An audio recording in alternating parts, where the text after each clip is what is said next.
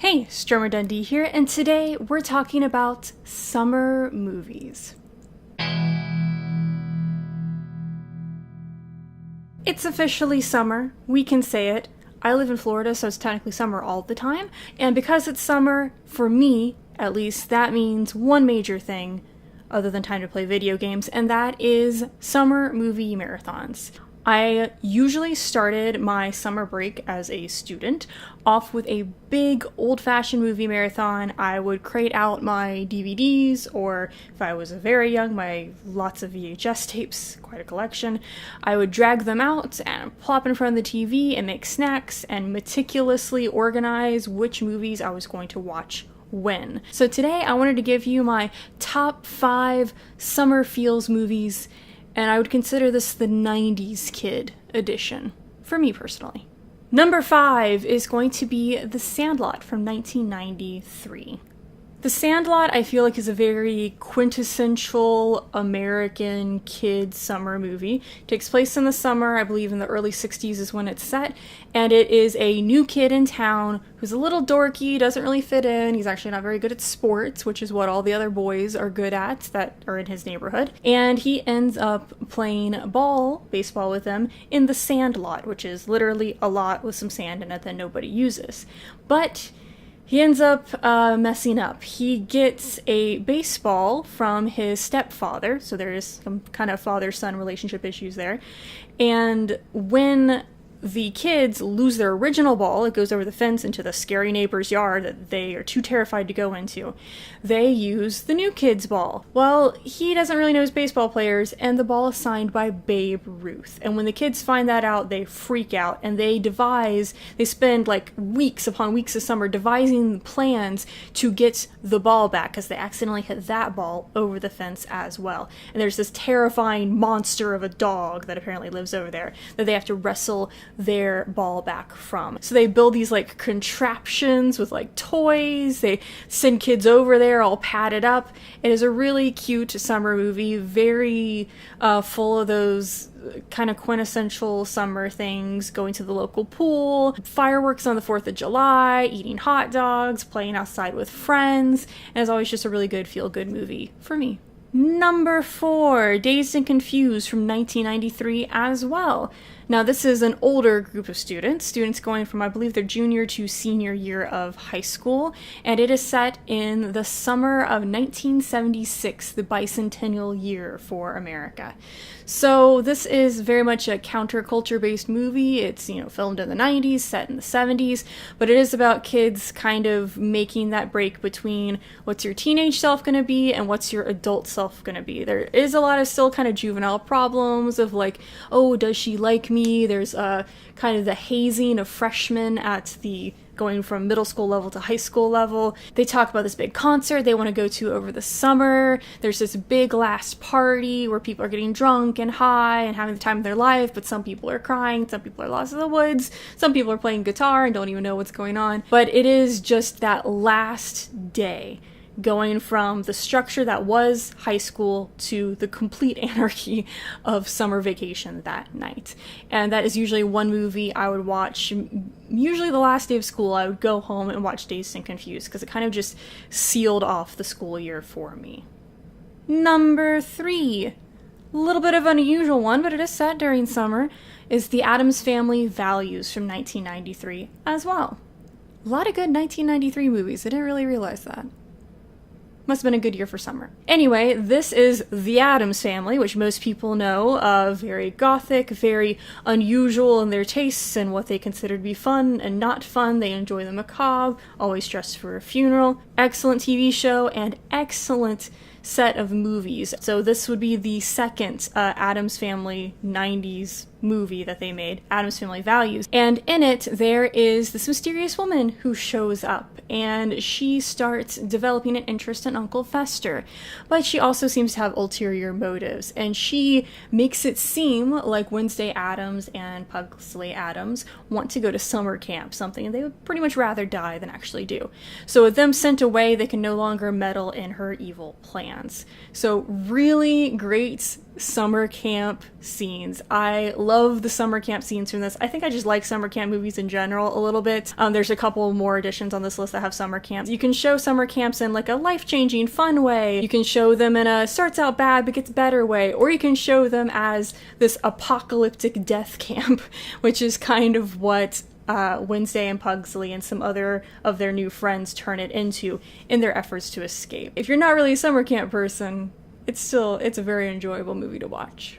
Number 2 is Camp Nowhere from 1994. I feel like Camp Nowhere, I don't know, I don't ever hear anybody talking about it. I didn't watch Camp Nowhere until I was maybe 13 or 14 years old. I just somehow floated across it either on TV or like I just found the DVD of it. But it is one of my favorite movies ever.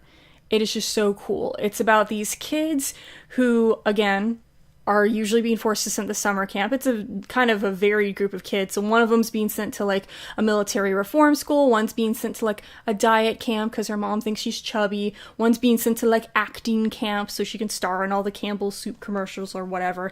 And one is being sent to a very geeky like coding and programming computer camp, which he's good at computers, but he doesn't want to like work on computers all summer. So they decide to get together with the help of a former slightly insane theater teacher played by Christopher Lloyd, and they decide to make a fake camp, or make several fake camps. So they have Christopher Lloyd brilliantly dressing up as all these different camp counselors and going around to sell the idea of this new camp that you should definitely make your kids go to.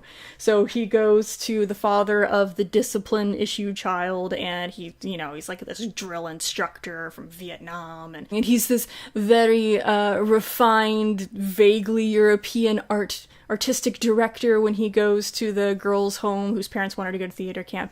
And they manage to basically scam the parents into paying the normal amount of money for a camp, except it's only being spent on these few kids. And they managed to rent out this it's like a hippie commune spa place that's essentially in the middle of the woods by a lake.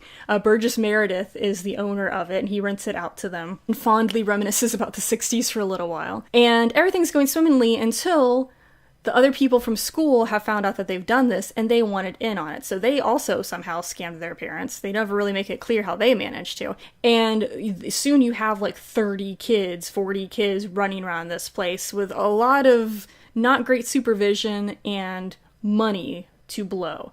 So there are really cool parts where they're buying big screen TVs and super soakers, and this kid like burns his cello because he hates taking cello lessons, and he gets an electric guitar, and he's like standing on the roof of one of the buildings in camp and playing the classic like Jimi Hendrix solo from Woodstock, and it's just one of my favorite movies. It was a really good time in the 90s, like that early 90s period where there was like this 60s revival, like late 60s, early 70s revival. So it was like this idealistic hippie movement, flower child thing going on. Just love it. Excellent, idealistic, hopeful summer movie. And my number 1 pick, also one of my favorite movies of all time. I just feel like that's me as a person. Like if I had to choose one movie that is very, very close to representing me as a person, it would be Heavyweights from 1995. If you don't know what Heavyweights is, remember how we talked about the summer camps? Well, this kid is being sent to fat camp, basically. It's a camp where kids are supposed to lose weight. He doesn't want to go, he argues with his parents, but he gets sent there anyway. Well, when he gets there, it actually seems like it's okay. The other kids, it's a boys' camp, so the other guys are friendly, they seem okay. Turns out they like sneak food in. They have this elaborate system of hiding all of their like Tootsie Rolls and salami rolls and all this kind of stuff. And it turns out the camp counselors are pretty chill. And it's like, okay, we're not being run by madmen. Until they get called to the first assembly and find out the sweet old couple who's run the camp for so long has had to file bankruptcy. And they're being replaced by the most psychotic aerobics instructor I think I've ever seen in a movie, played by Ben Stiller. And Ben Stiller flips out on the kids. Like, he is in between this very happy commercial, infomercial kind of selling thing, because he's trying to make a video of how successful the fat camp is, while he's running it. And then on the other hand, he's brutal and he's like refusing them to have lunch. He's making them climb mountains and do all these incredibly dangerous, like crazy things after a while, despite the fact that they're hurting themselves, despite the fact that he doesn't really know how to deal with children and he's never been around them because he's been in private school like his entire life. But they take back the camp. And that scene, hopefully I can find it, that scene where they are just having this kind of food orgy, basically, around a campfire with just marshmallow fluff and chocolate syrup all over their face is magical.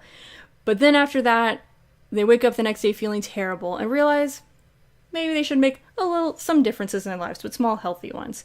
So it's great, this kind of taking back the camp kind of thing, very much like Addams Family Values, just perfect 90s fat kid goodness, which is what I am all about. So there we go, those are my top 5 summer movies. If you have any additional summer movies you'd like to recommend, go ahead and leave them in the comments. And I'll see you in another video.